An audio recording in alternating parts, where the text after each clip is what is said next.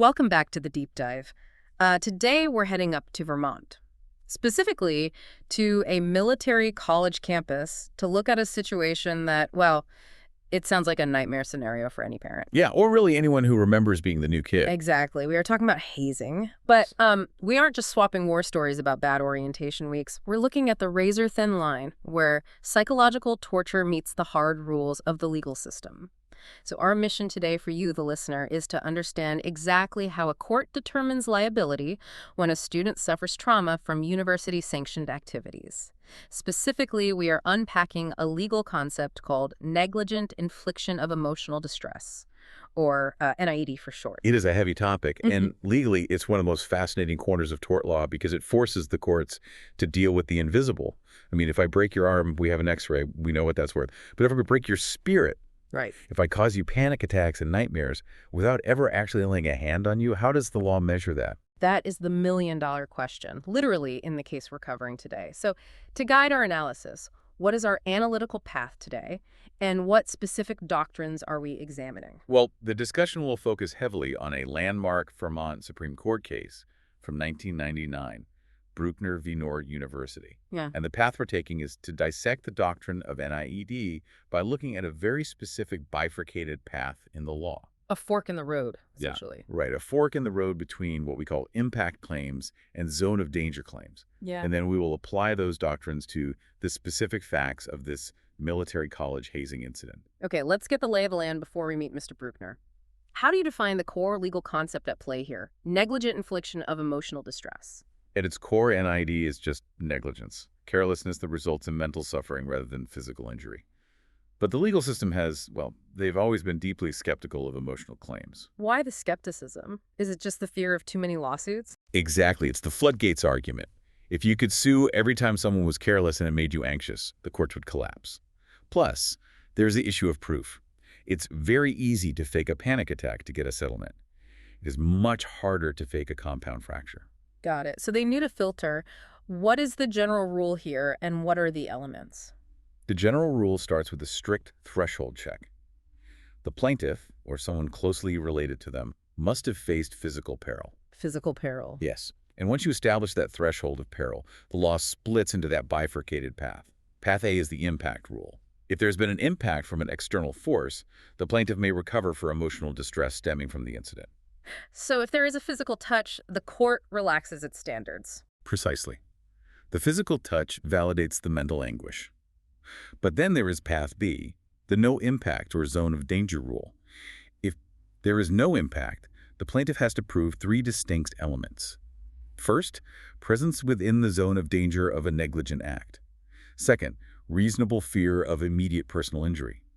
And third, substantial bodily injury or illness resulted from that fear. Wait, so if I don't get touched, I have to prove I got physically sick from the fear just to sue for emotional distress? Yes, you need physical manifestations, vomiting, shingles, drastic weight loss. That feels like a massive distinction. I want to propose a hypothetical to test this rule, just to really nail down the difference between impact and zone of danger before we get to the main case. Sure, lay it on me. Okay, picture a construction site in a busy city. A crane operator up top is texting on his phone. Total negligence. And he drops a massive load of bricks 40 stories down toward the sidewalk. Okay, a classic visceral hypothetical. Go on. Scenario A. The bricks hit the ground and shatter. A single tiny fragment, maybe the size of a dime, bounces up and grazes a bystander's shoulder. It doesn't break a bone, it barely leaves a scratch.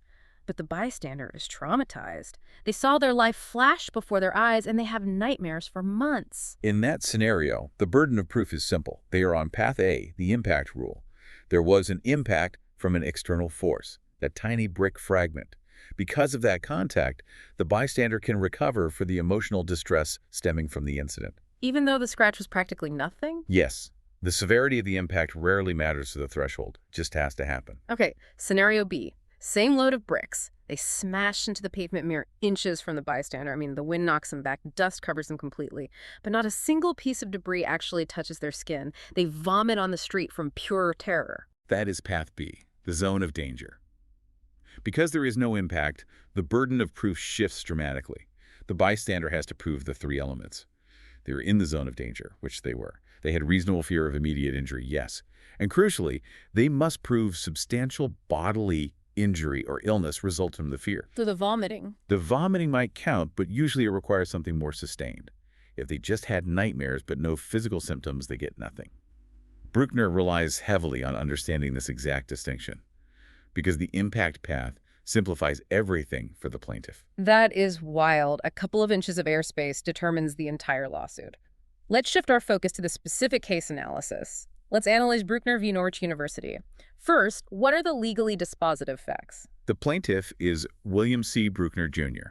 He is a 24-year-old incoming rook, or freshman. 24. Yes, and notably, he was a 5-year U.S. Navy veteran holding an $80,000 Naval ROTC scholarship. So he's not exactly a sheltered kid. Far from it. This was August 1990 at the Military College of Vermont of Norwich University. The key actors here were the cadre. These were upperclassmen appointed by the university to indoctrinate and orient new students. And how long did Brueckner last in this environment? Only 16 days. Wow. What were the specific incidents of hazing that drove a Navy vet out in 16 days? The court documented several. He was interrogated at meals, which prevented him from eating. He was ordered to disrobe in front of a female student, which he refused to do. His academic work was destroyed with water, and he was forced to clean up his vandalized room. Just constant psychological pressure. And physical degradation.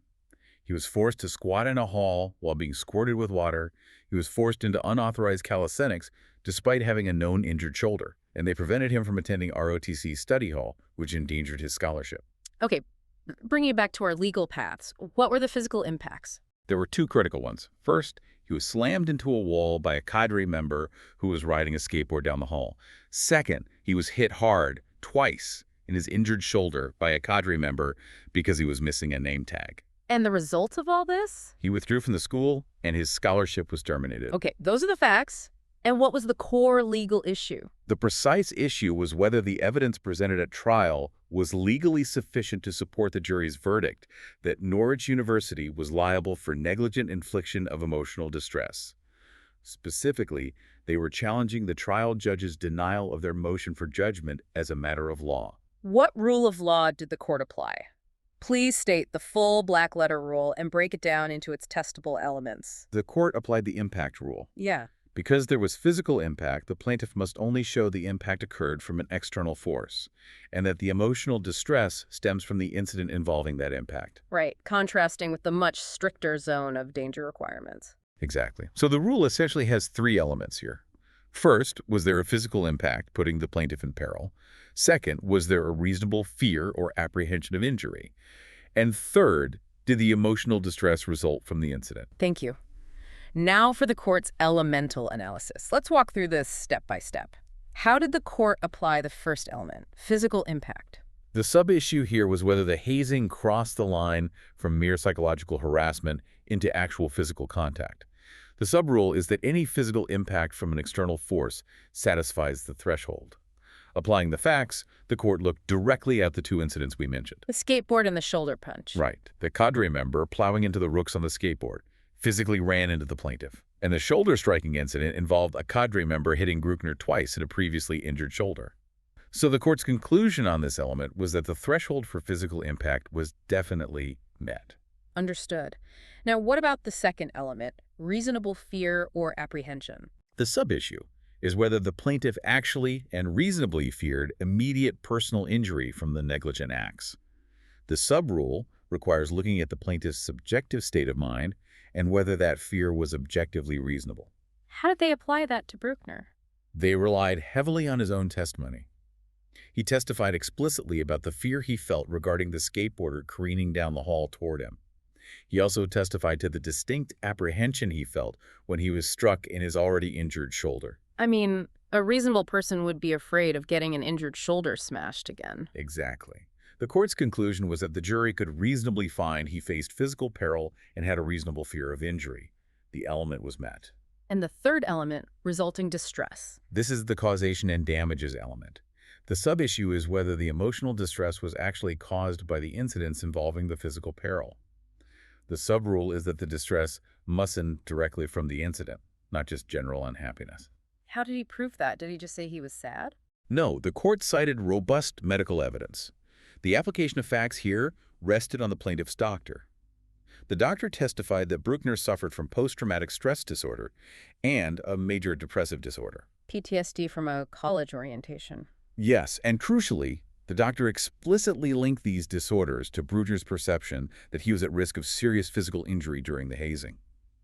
The conclusion for this element was that the distress was fully substantiated by expert medical testimony. Element met. And after analyzing all the elements, what was the court's final conclusion? The Supreme Court of Vermont found no error.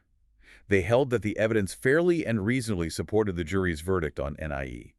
Synthesizing the elemental analysis, because there was impact, fear, and resulting documented distress, the denial of Norwich's motion for judgment as a matter of law was affirmed. And the jury awarded him quite a bit, right? They did. They awarded substantial damages, including $1.75 million in punitive damages.